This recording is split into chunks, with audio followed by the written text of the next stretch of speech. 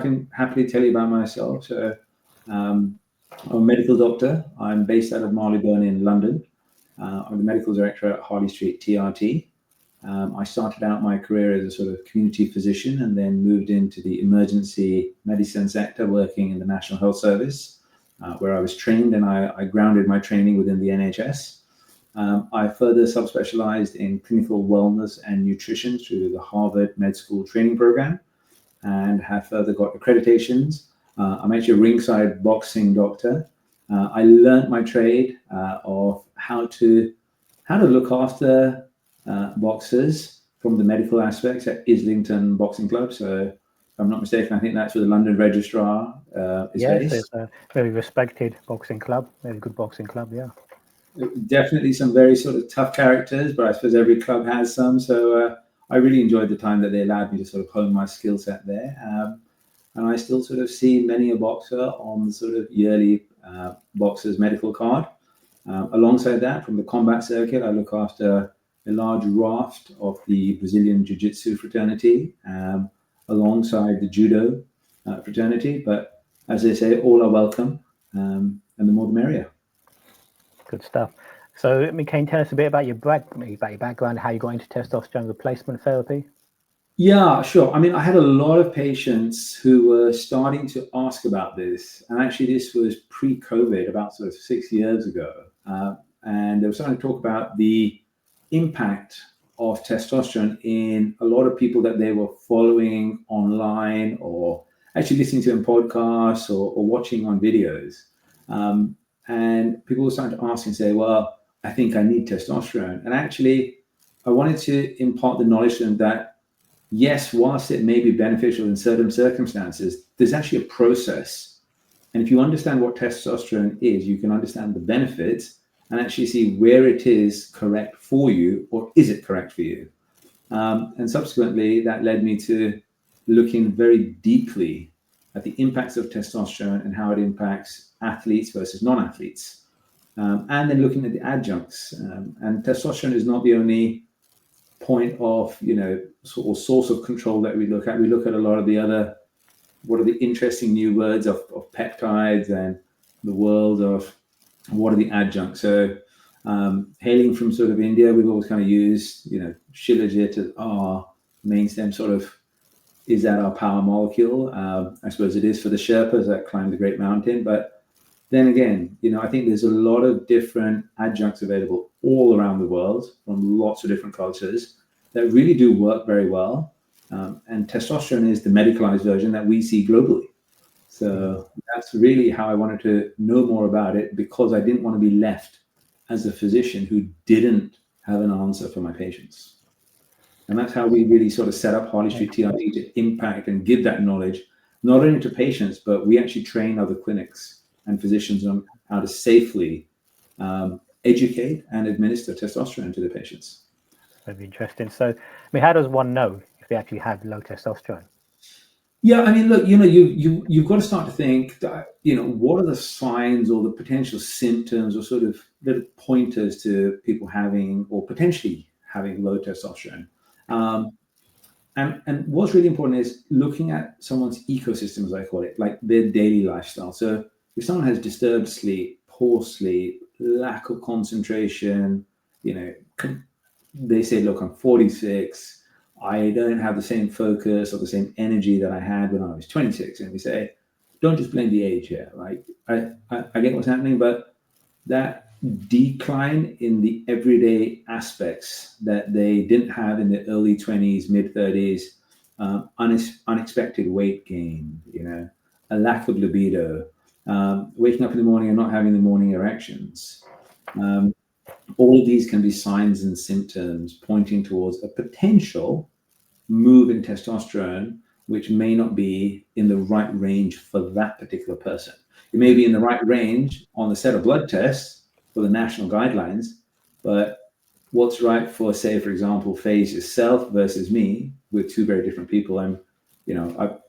Should I train boxing? I punch at 112 kilos. I'm 6'3", 112. So why would the range be the same for myself as it is for someone else who may be 5'10" and really super fit and they're like 86 kilos? So we've got to look and see this decline that they're feeling, this decline in strength, muscle mass, bone density, increase in weight gain, poor sleep, fatigue, mental acuity not being there, lack of libido, maybe a lack of interest in things, maybe just feeling down. These are all signs and symptoms that could point towards a testosterone shift. Okay. How about modern life? Do you think, I mean, how much of an impact is that now having? Are you seeing an increase over the years with low testosterone amongst men, maybe getting younger and younger? Yeah, for sure. So, initially it was always sort of a predominant sort of testosterone is deficient in the 40s, if not 50s. We now are seeing the decline of testosterone is about 1 or 2% per year in as early as the 20s.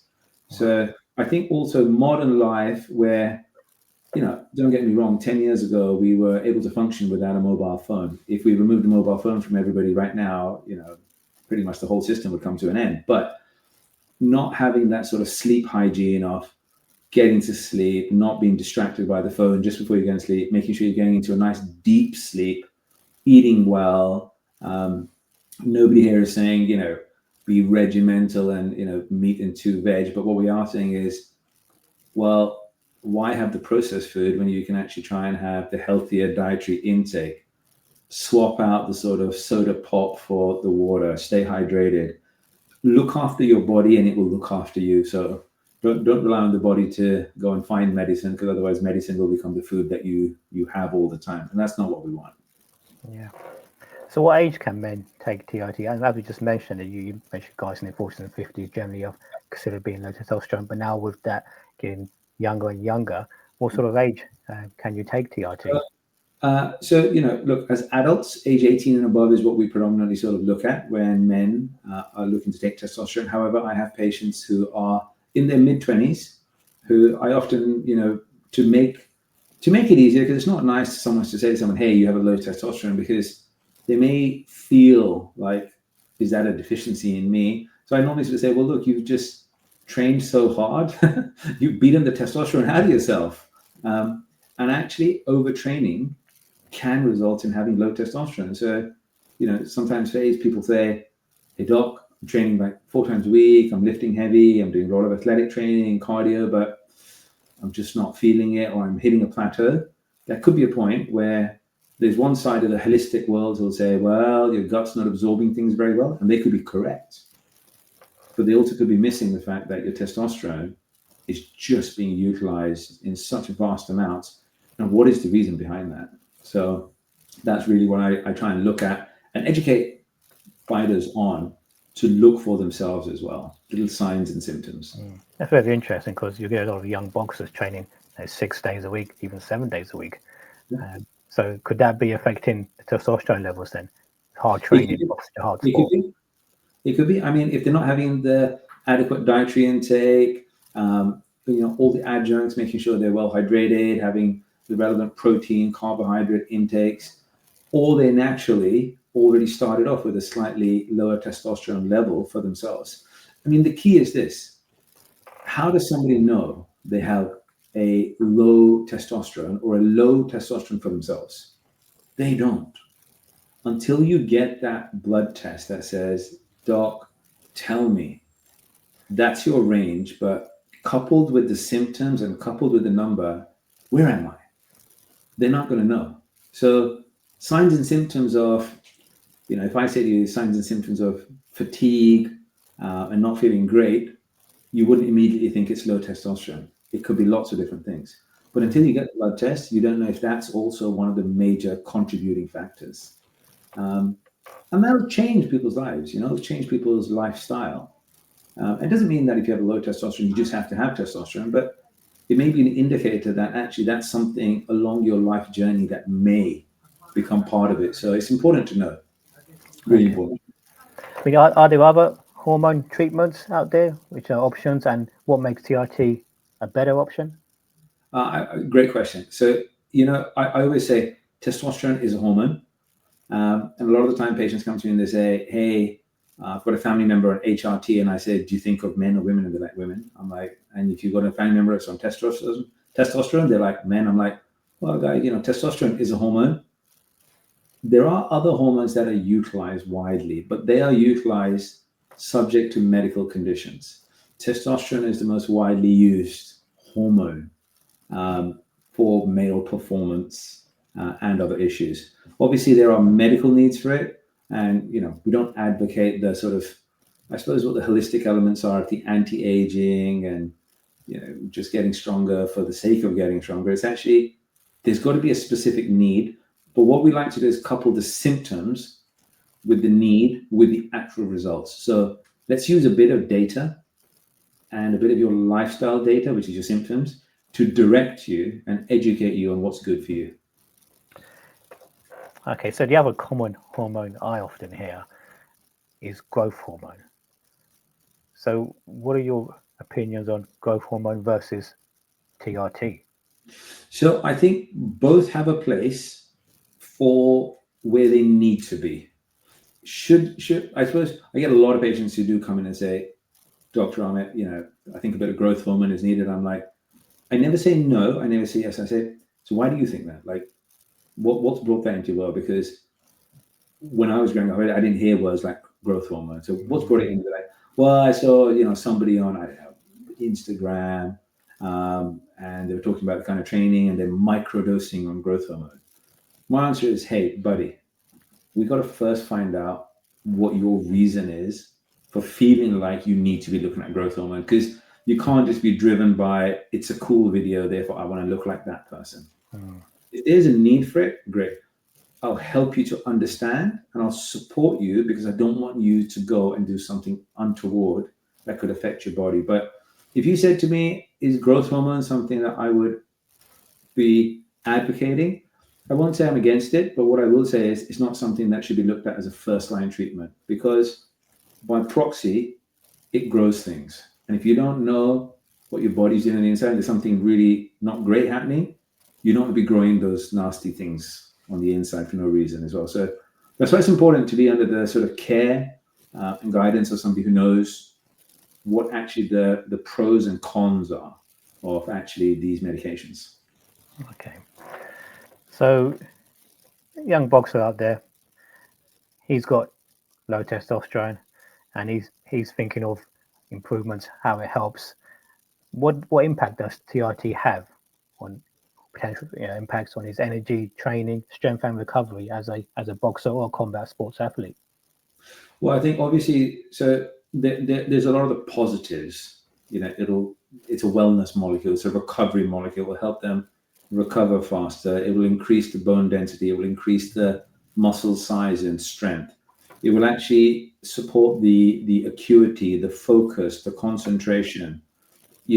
But a young boxer's got to look at it from the perspectives of, does the boxer need to be on testosterone because of a medical condition? Because otherwise, the doping rules say it's not a measure that should be implemented unless there's a specific medical need. So, is a boxer then going to look to see that, do they need a TUE for this? Well, I think it's important to understand why they're feeling like they need testosterone and why they maybe are having some of those symptoms of fatigue, tiredness, just not as tough as they felt before.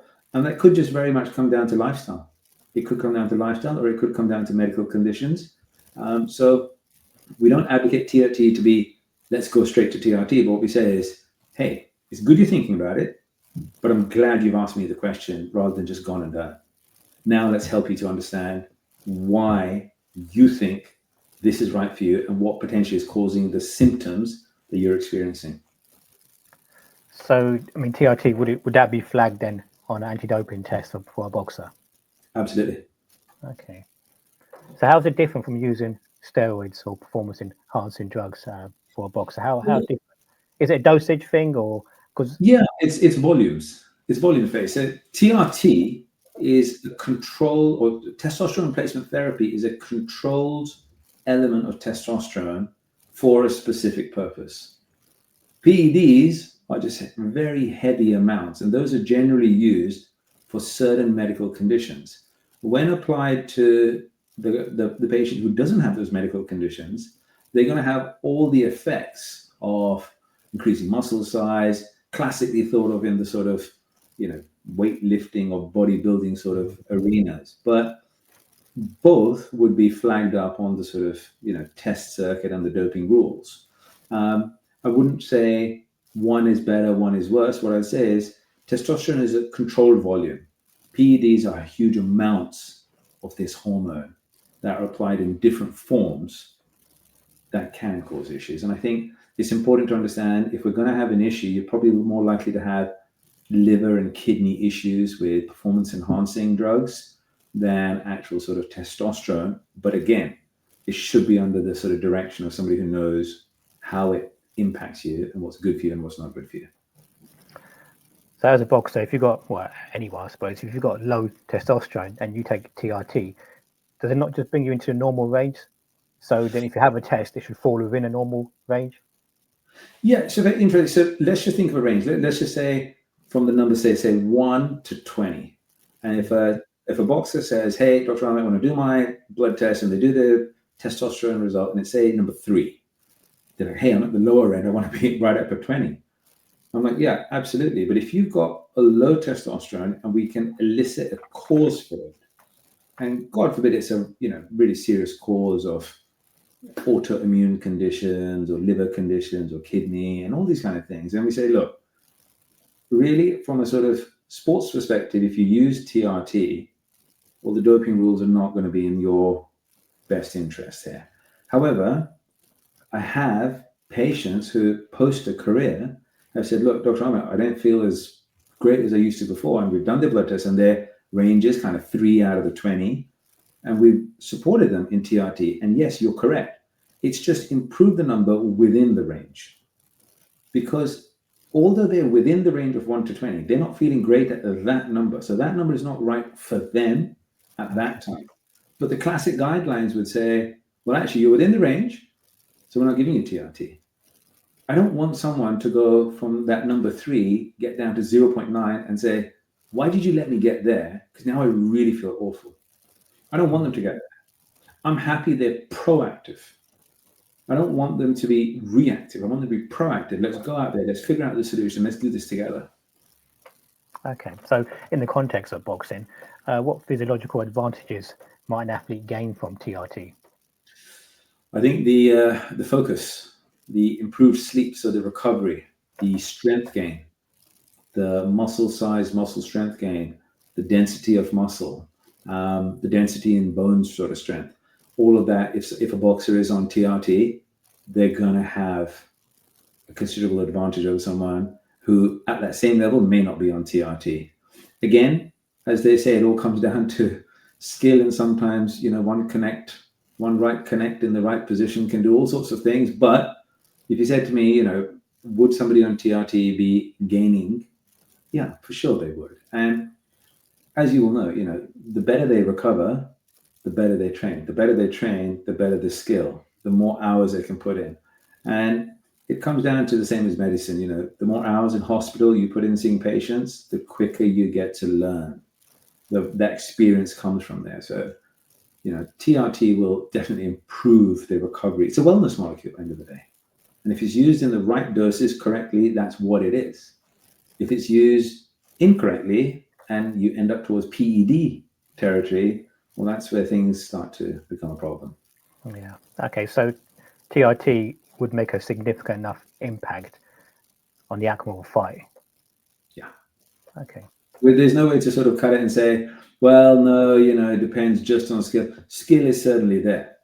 And end of the day, if you connect with the chin in the right space, I suppose things can change. But if someone's on TRT, they're going to have that performance enhancing element, which is why it's on the sort of anti-doping sort of lists. Okay. So what are comparing effects? So TRT, you've got low testosterone, you take TRT, and you come to a normal level of testosterone.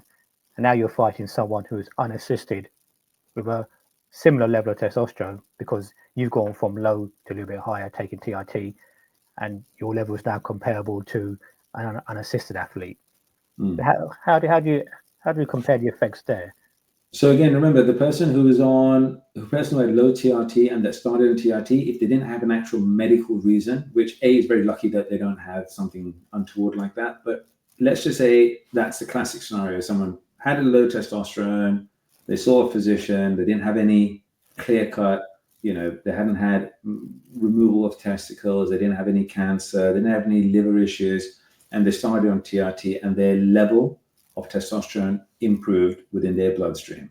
Because they're now going to have been training harder, training better, it's very difficult to measure that performance, how that would have compared against that fighter, the opponent, when they're at the lower level. So it's not that they will have a considerable advantage. Some would say, well, actually, now they've put themselves on the same par because, well, this person may have had a blood test and their level was, say, 12. Now this guy went from 3 to 12, so they should be saying, it doesn't work like that. Bone density will be different. Muscle strength will be different. Focus will be different. Their sleep parameters would have been different. Their recovery would have been different. So if you were to put two people that had the same testosterone results, one may say, well, I didn't need TRT to do it, which is a flippant way of looking at it. One may say, well, I've taken TRT to get to this level. The question is, if they've had a rapid increase and they're feeling great and they're feeling stronger, that person may have had an unfair advantage to get to that position compared to this. At the end of the day, the genetics are the genetics. We are, going to have certain values, certain results. One of the things I always say, not a lot of people realize, the use of painkillers, opioids, causes testosterone levels to drop. And how many times have I had patients, honestly, Fayz, have come in and said, Dr. A, I've got bad back, I've got sciatica, I've seen my physio, I've seen my osteo, I bought this really cool belt off eBay. It's not working, and I'm taking my cocodamol, but I don't know what else to do. And I'm like, well, this opioid is going to be causing a deficiency in your testosterone level, buddy. Let's actually measure those. Hey, your testosterone level is low. Maybe we could implement this to support your injury, to recover and allow you to train better, be able to get back to exercising, moving, recovering, and actually decreasing the opioid use as well. So you've got to understand what can cause a low testosterone and all the things that can affect it. And that's why it's important to be under the guidance, I would say.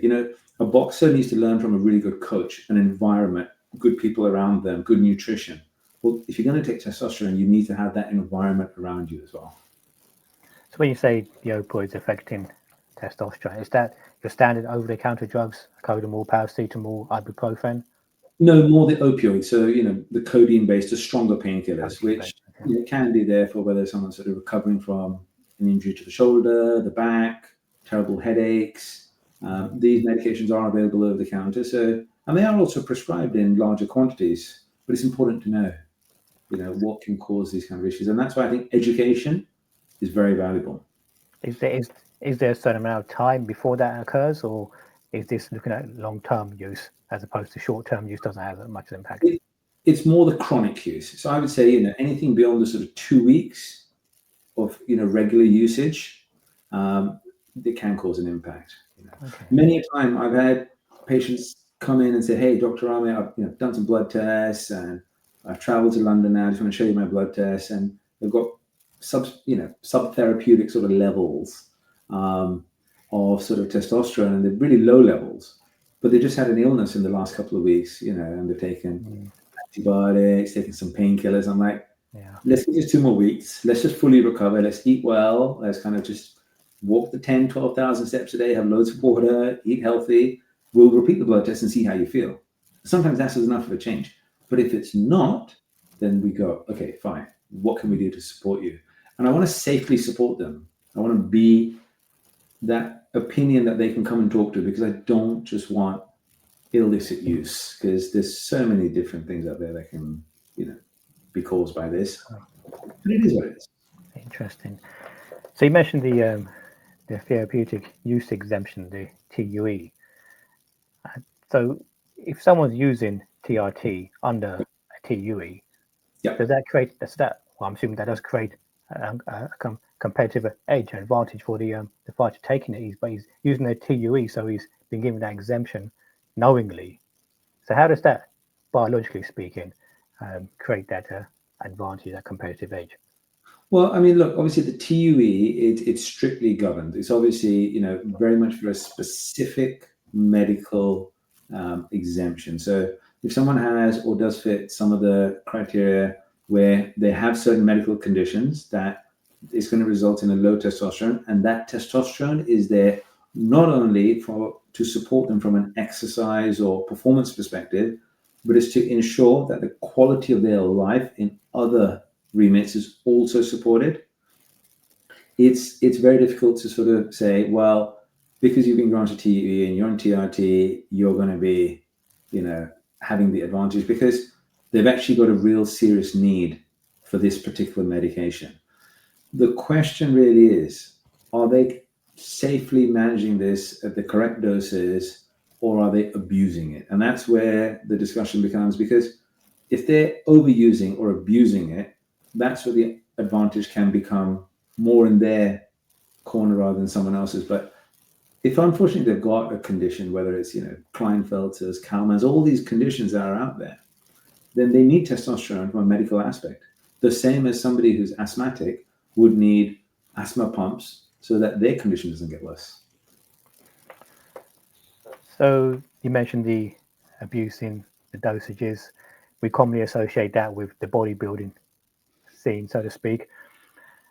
So what are the doses we're looking at then? Because with bodybuilders, we typically see they're taking these things. If it's a tablet form, every day. If it's an injection form, every few days or every week for months on end. Whereas TRT, what's the dosage? Is it comparable or less? No.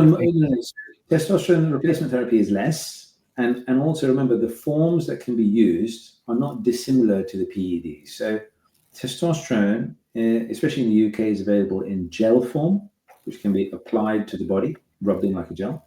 It can be taken as an oral capsule, or of course it can be injected. The larger the quantity and the more you're veering toward the PED doses. Now, performance-enhancing drugs may have other medications in combination with testosterone that make them performance-enhancing, but actually they were primarily utilized for certain medical conditions. And the testosterone that you're right, that I find that patients are coming and talking about, especially when they attribute it to bodybuilding or musculature and bigger physique. Yeah, I mean, most of the time they are talking about the use of injections, maybe once or twice a week. But they have to first say what is correct for them, i.e., don't just rely on just one blood test. Honestly, guys, do a couple of blood tests, a bit of time apart, and really see, am I truly low in number? Am I truly having differences in number? Like, one day I did a test and it was 3, and then I did it 3 weeks later and my test result was, say, 14. Well, hey, what happened? Like, why was there 3? Try and understand. Were you post-illness? Was it done at the wrong time of day? Was the test just an error? So it's not a quick, let's jump to the injections, or, hey, let's jump to the daily sort of capsules, because there's pros and cons of both. But again, the routes of administration are, there are topical gels, there are oral capsules, and there are intramuscular injections, and then there are adjuncts, the other supporting measures that can also improve testosterone. But again, these have got to be looked at from a medical remit. So abuse is not where I want any of the fraternity from any circuit to be. But if they're thinking about something, I really want them to get in touch and get the right advice and get the education before causing an impact to themselves. Is there a number, such as a milligram number, you put as being abuse? Because I've heard people taking TRT, they take one shot for the month. Now that one injection may be 200 milligrams of a combination of different testosterones. So what would you term as abuse? So what I would term as abuse is based on symptoms, the blood test result, and then saying this is the prescribed amount that we think we need to see a measurable difference. And then if they're using more than that, because you got to remember, there's no one golden number for you versus me versus someone else. I've got to look at the data to try and give you the best possible answer as to, look, this is what will improve your number. So, I wouldn't say, take 200 milligram or 2000 milligram or 1 milligram or one shot. It's not that. I would say we need to understand what else is it that you need to do to improve your testosterone so that you can alleviate some of the symptoms you're having. And if you're going to use testosterone, well, then this is the correct dosing. But I don't want to be under, I don't want to be over. Everyone's got to have a tailored approach. And that's what the difference with us is. Like at Harley Street TRT, it's a tailored approach as to what is correct for you. Not, well, it works for, hope you don't mind me using you as an example, but it's not, hey, this is good for Fayz, therefore that's good for everyone that's kind of a similar height and weight to Fayz. Everyone's got an individual body type, a different lifestyle, a different food, healthy, different regimen. I may eat certain foods that you may not eat. You may eat certain foods that I don't eat. So we've got to look and see, how does the ecosystem, your life's ecosystem, contribute to your testosterone results, and then support you from there. So I'm a big sort of believer as to, I'm really happy with the current use of oral undecanoate capsules with a lot of patients, because I've just seen a lot more positivity, and I see a lot of the less contraindications with that. But if you asked me that 6 or 7 years ago, orals were just seen as a very negative effect. But the industry is evolving. Pharmaceutical companies are doing more and more research. And correctly so, we're getting more and more data by patients actually doing these blood tests. But it's important to be under the care and guidance of somebody who knows what they're doing. So an athlete fails a drug test, and it's been proven that he took steroids, took testosterone. Is it the same form of testosterone being used in TRT? For example, Sustanon is a commonly abused drug in bodybuilding circles. That's a mix of 4 different testosterones. I can't remember more of them, enanthate, propionate, and maybe the others. Are they the same testosterone being used in TRT? Yeah, so we may not use the combination. We may use individual molecules at a lower dosing regimen, because we're looking at the sustainability of the body over the next 40, 50, 60, 70 years, as opposed to just, it's like someone said to me the other day, I just need some Mastinon, I need to be jacked up. And I'm like, you need to be alive in 40 years. So let's look at things and let's come up with a plan, buddy. So yes, it is the same molecules, the same medication, just either individual as opposed to combinations and different dosing regimens. So it could be a lower dose spaced out, or it could be a lower dose brought closer together. But again, everyone's different. So if somebody was on testosterone cypionate with our clinic, you may have 2 people, one who's on it every couple of weeks and one who's on it maybe in a shorter duration with the same dosage. But that doesn't mean the person who takes it every 14 days needs to take what the other guy is taking every 10 days. It's what's correct and what is eliciting a response for each individual person. Very interesting. I think it's also important to mention that you have to go through the correct avenues to receive this medication, rather than your local bodybuilder down the gym who may be selling the same things. You don't know what's really in it. Whereas if you're going to people like yourselves and proper reputable clinics, then you know exactly what you're getting, and it's the rightable things as well, as opposed to something which could be missold, which we commonly hear about as well. You go to the wrong people, the wrong avenues. Absolutely. I mean, we're an accredited clinic, and it's important that all prescribers should ensure that the products they're prescribing are part of a really safe, secure supply chain, so that it's good quality product for their patients. That's why we're here. We don't judge anybody. We're here to talk. We're here to educate. We're here to help and support. Yeah, I'm sure there will be people listening to this that are taking testosterone, but they may be going to someone through a friend, and you don't always know what you're getting, do you? So it's very important that people like you there. Well, the biggest reason for that actually is majority of clinics in the country will say, we're going to do a blood test, and there's a range. I'm making up a number here, it's from 1 to 20. If you're within that range, sorry, not prescribing. So that person now goes, well, I'm really going to do this. I don't care. My buddy saw positives. I'm going to go and I'm going to find my buddy's buddy, and they're going to do it. And that's what we're trying to sort of almost overcome and say, talk to your patients.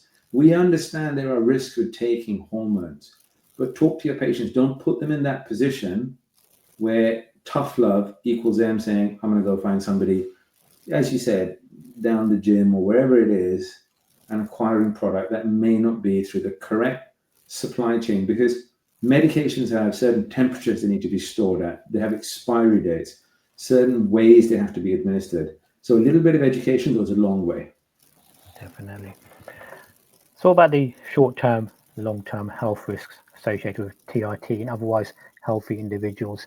And you just mentioned about tablet form of testosterone capsules. Yeah. So when I was growing up, if we heard about any tablets for steroids, for example, there's always a big risk associated. People talking about liver problems. Yes. But now you can get testosterone in capsule tablet form as well, is it? And it's perfectly fine to take. Yeah, well, as they say, all medication has pros and cons.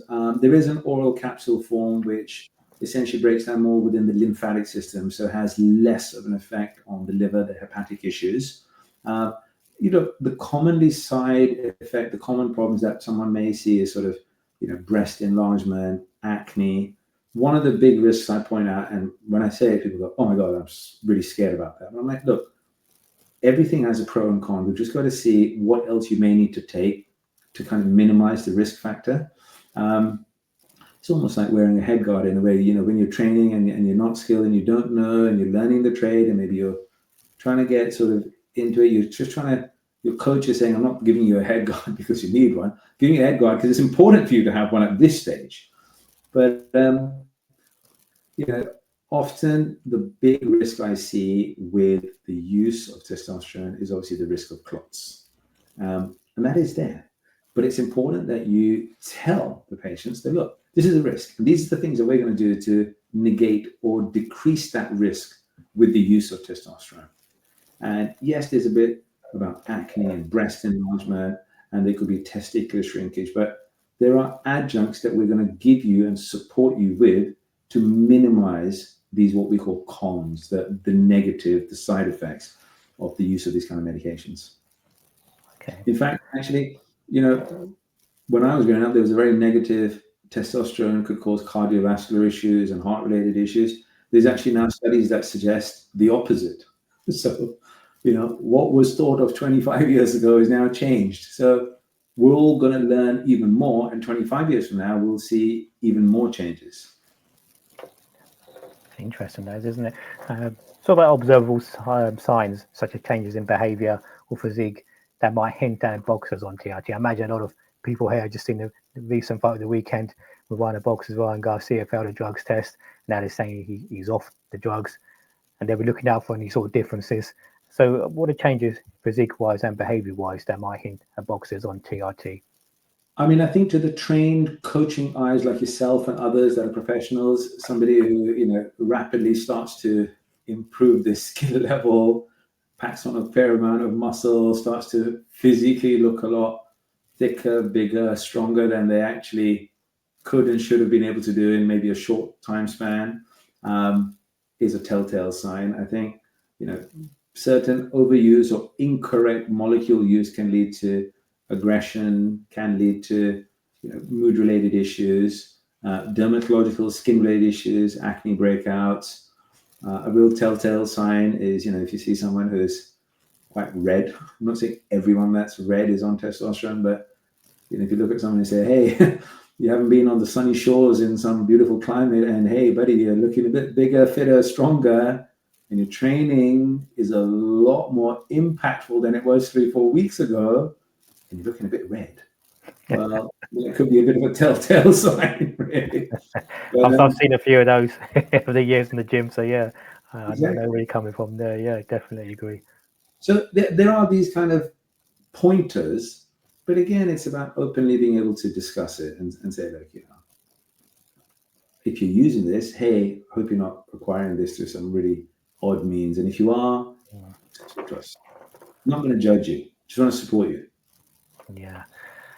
So we often talk about people when they take drugs, performance-enhancing drugs, the mental benefits they get, the psychological benefits. Is that the same for TRT? Can it lead to overconfidence or aggression? How does it affect a boxer's performance, positive, negatively, on the mental side of things? In fact, it's a great question. So I find the use of testosterone replacement, but again, especially with the sort of oral capsules, more and more that I've seen in the last few months, that the mental acuity, focus, calmness is actually there. It's if overuse or incorrect doses are used, then of course they can lead to that aggression, which may be able to sort of attribute to a little bit of overconfidence. And I say this with jest. We would say a bit of a cockiness or a cocky behavior about somebody's demeanor. But if the correct product, if the correct molecule is used in the correct doses, then actually you should have a lot more of a positive mental aspect to the day-to-day functioning. And honestly, I've got a lot of guys from the sort of banking finance world, fight world, combat world who are saying, I feel a lot happier. I just feel really great that I'm on this. And they're not in the professional remit. They're just training with athletes because that's the kind of training form that they need to be healthy on a day-to-day basis.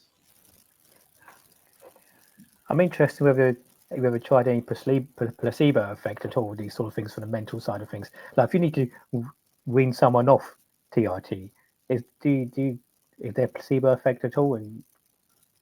No, so I mean, look, here in the clinic at Harley Street TRT, we're very open. So we're like, look, if you're on TRT, you're on TRT, and if you want to sort of eliminate that from your sort of day-to-day life, then we'll kind of help you to sort of eliminate it. And we're actually bringing it down. So there's no tricks.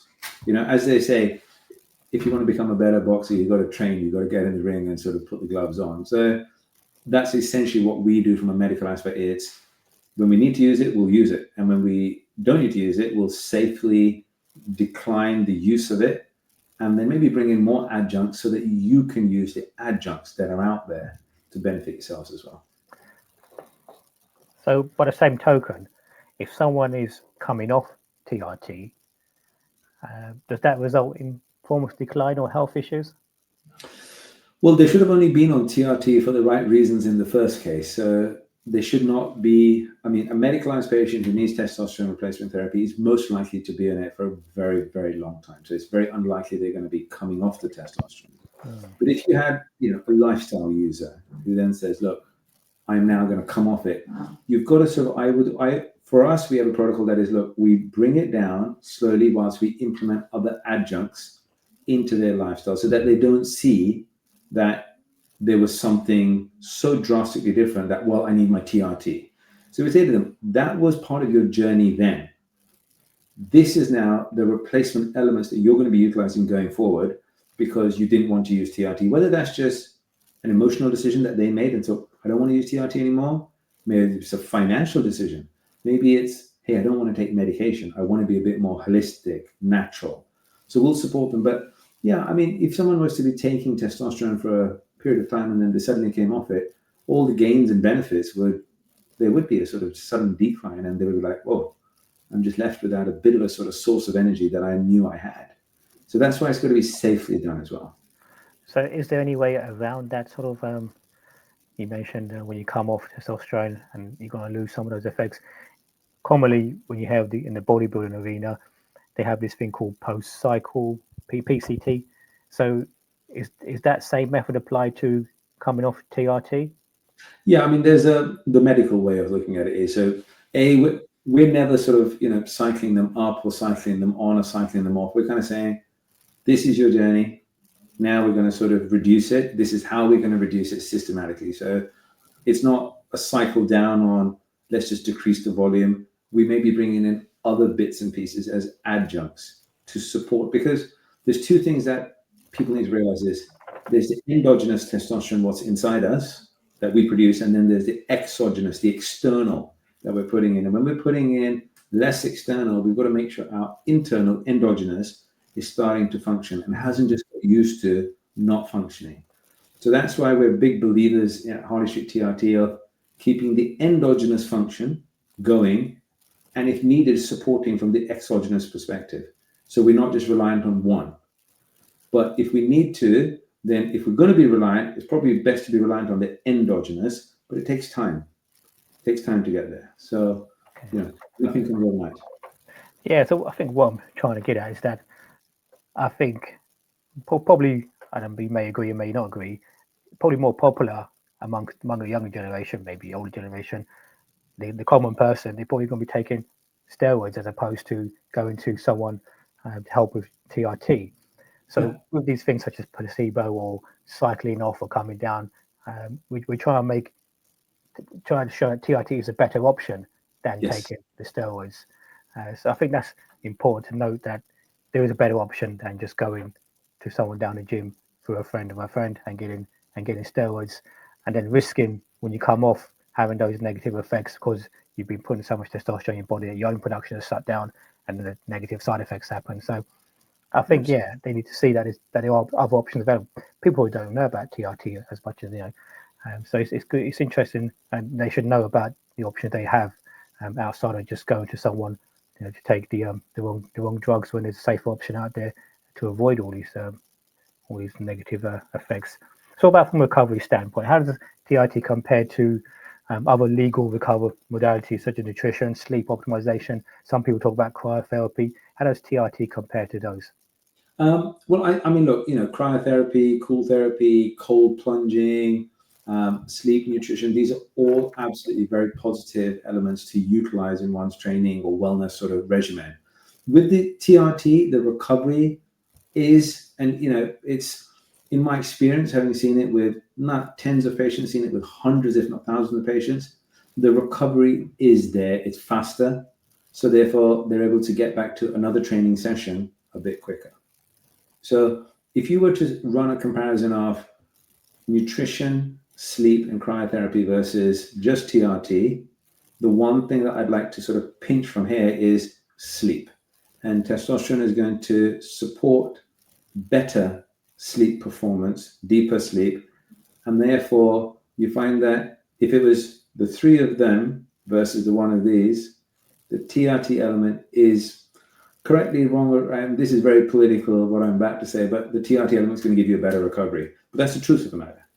But should this be done and these not be done? Absolutely not. You need to have good nutrition. You need to have right sleep.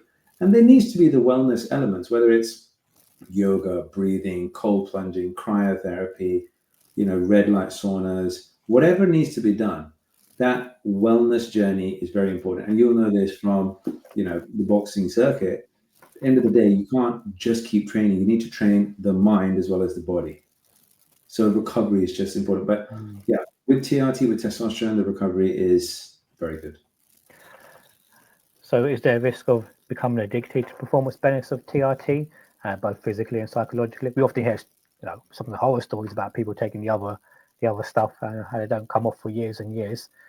So how do we compare that to TRT? Yeah, well, I think, look, it also depends individually from person to person. It depends on the psychology and the emotional sort of state of one person and the people that they're around and the ecosystem they're around. So I mean, look, with anything, the good thing is TRT or testosterone doesn't have the addictive classic elements that you would have with the use of things like, sleeping tablets or other medication. But for sure, it has to be part of a program. It has to be understood that, look, this is part of your journey at this point. It's not, this is your journey forever. Because again, it should really correctly be reserved for those that have a medical need for it. But what we don't want is, somebody going to find somebody who knows somebody, say, hey, I'll give you something from the bottom of my drawer. So I think there can be, for sure, the want to not, stop TRT. But it's important that everybody understands what the pros and cons are and understands where it's part of their journey and where it's not. I mean, one of the most important aspects I learned from watching boxers in various sort of clubs throughout the UK is the difference in nutrition when they're coming up towards a fight versus nutrition just off season, or almost to say. So you've got to kind of look at it from that respect as well, that you can't just be eating like you're training for a fight next week all year round, because there's that give and take. And that's what needs to be understood about testosterone replacement therapy. There's that give and take. And if that is understood, then it's a slightly more sensible approach to each person. And that's what we want, is an individual, tailored, sensible approach to everybody, not just compartmentalize them and say, you're not in the right range. Sorry, thank you very much. Go get in the wrong range and then come back to us. Education is part of each. Agree. So looking forward, you mentioned earlier about how much it's changed from when we were in our 20s. So I mean, how do you see TRT going in future? Is it going to be, will we see TRT with less risks, more benefits, for example, less potential for abuse? How do you see TRT going in future? Great question. I mean, I think the more education, the more the sort of platforms like this, the more the sort of, pivotal people out there who have got access to lots of people's opinions and who they're listening to. I think there's more of an understanding now of how TRT should be actually part of your wellness journey.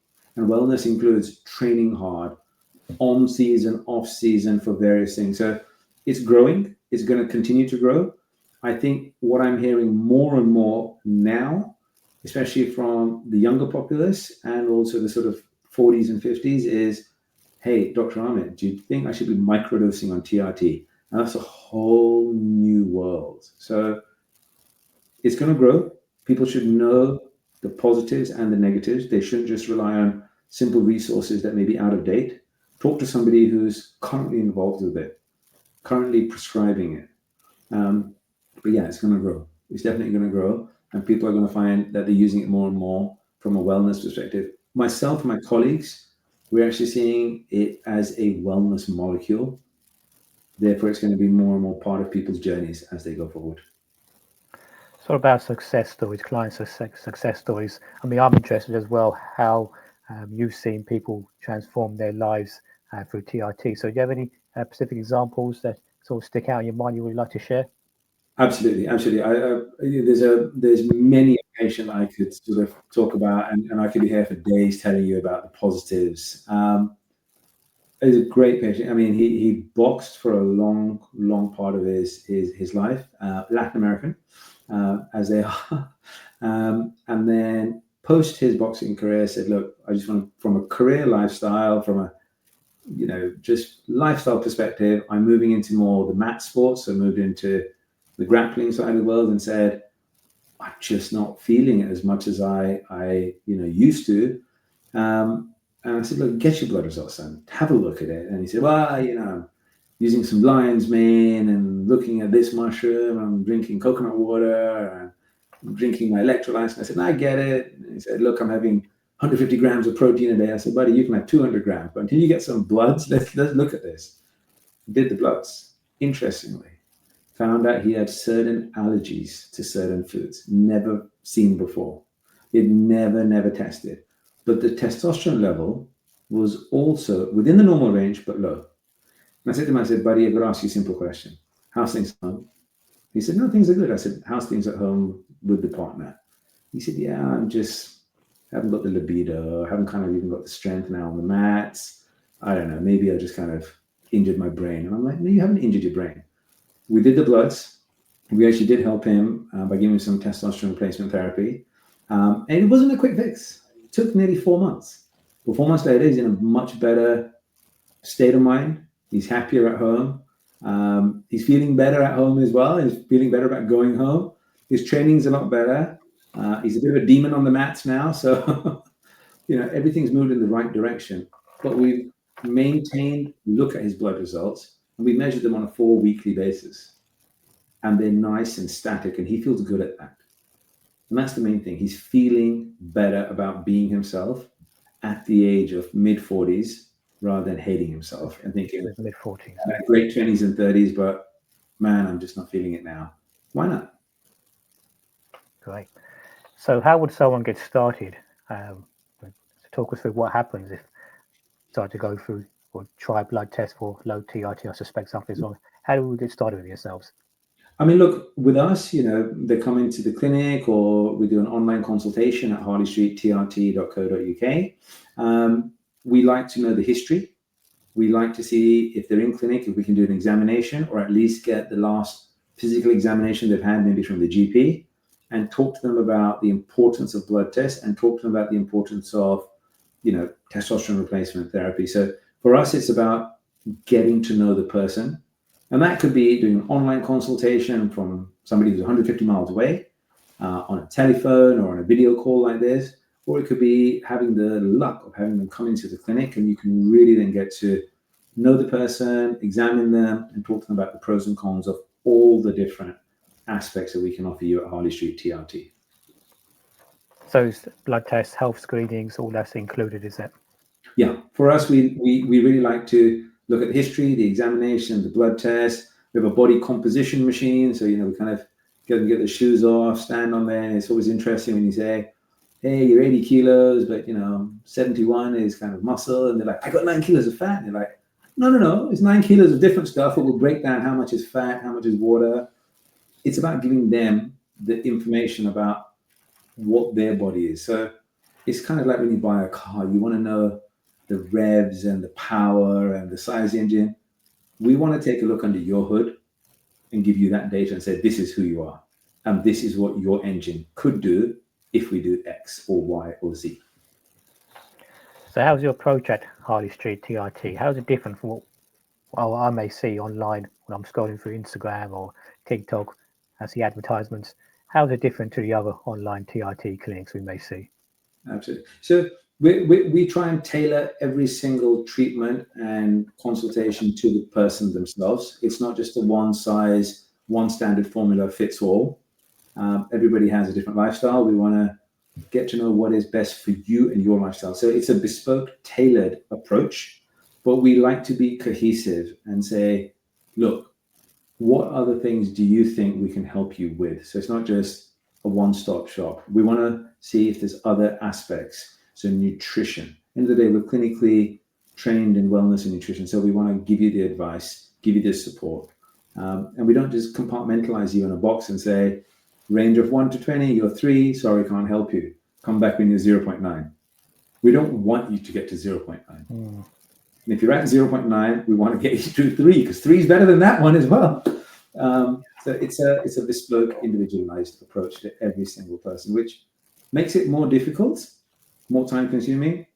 But hey, I'd rather have 300 really happy patients than 3,000 really upset ones.